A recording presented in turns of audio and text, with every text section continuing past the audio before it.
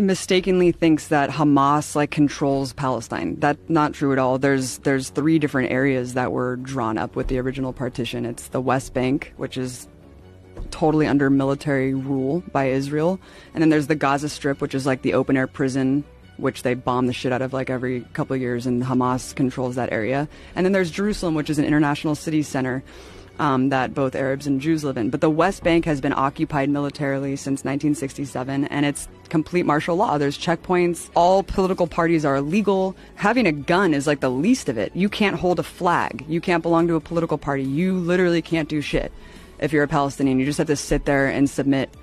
Even if you share a photo of someone who was like killed by an Israeli soldier, you go to jail. And you go to jail for the amount of like months that... What? Yeah. Based on the shares and likes of the photo, they'll penalize you more and put you in prison for longer and longer. It is absolutely insane. We went to... The first day that we were there, we went to a funeral of some guy, some farmer who was shot by Israeli forces. And we went to the funeral. It was horrible. You know, all the women are wailing and crying. And as we're leaving, the Israeli forces had set up a checkpoint right outside of this dude's house and started tear gassing and shooting rubber bullets like at people who were simply attending the funeral, just to punish people for attending the funeral.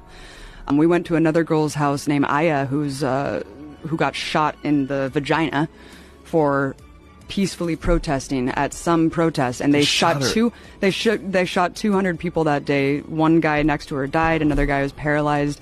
They have a policy called shoot to cripple, where they shoot guys in the dicks. Yeah. It is fucking nuts, man. The West Bank is no joke. I thought that I was going to die several times. And the person who was driving us had just told us that a couple months prior to that, some woman, Palestinian woman, because you can't go to Jerusalem. Like, if you're Palestinian, there's like barely any Palestinians who are even allowed to go pray at the most holy site, the Dome of the Rock in Jerusalem. You can't go to the beach. You're just completely constricted in a prison. And you can't travel. And he was just telling us that months before we went through this checkpoint, someone was going through the checkpoint because they got a permit to go into Jerusalem, which is like a lifetime golden ticket, like Willy Wonka. And they're walking and she just got executed. And then... What? Yeah, she just got executed, and she was bleeding out at this checkpoint, and her little brother tried to help her, and they shot him too. And they're like hiding the video of this. Why and this they is just shoot her? because they fucking hate Palestinians, and Palestinians are animals to these people. It's sick, man. It's sick. You have to be to maintain this Jewish supremacist state. You have to be like more fascist and more controlling and more militaristic in the way that you rule society, just like the U.S. I mean, people who were considered outlier fringe assholes 30 years ago are now like the Christian evangelicals are now in power. It's really, really crazy. I mean, it's not the same because Israel is a white nationalist, like ethno-supremacist state. And you see the way that they treat Ethiopians and African refugees, and it becomes obvious that even if you're a Jew and you're black, you still are a second-class citizen there. When you're saying occupation, you mean occupation of Palestine or occupation of Israel itself, the West Bank? So the West Bank has been militarily occupied since 1967.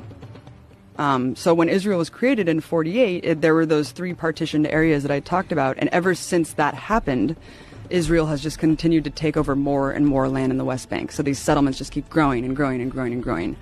Over time, there was like mass resistances that happened. And then in 1967, Israel was like, we're just going to do a large scale invasion and try to take over all the land. And then they just stayed and occupied this area. And they just have been there ever since. And so that's like the huge international crime.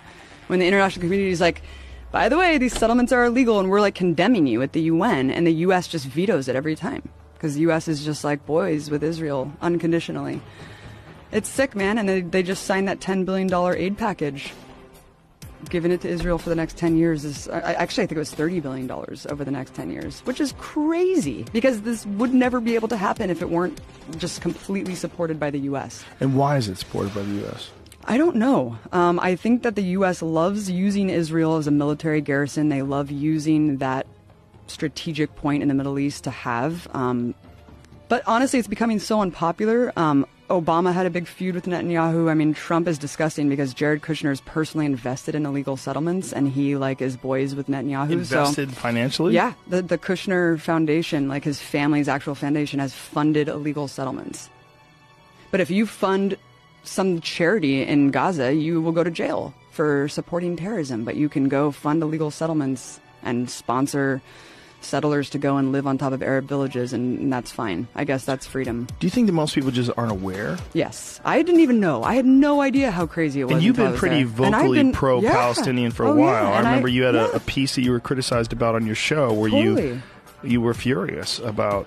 Oh my God, yeah. And people are just, it's so confusing and convoluted on purpose because it really relies on Israel being the victim and for people not really understanding that Palestinians are not all terrorists and that it's really just a case of being occupied.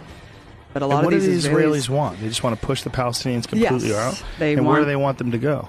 They want them, they don't care as long as they're gone. As long as they're gone.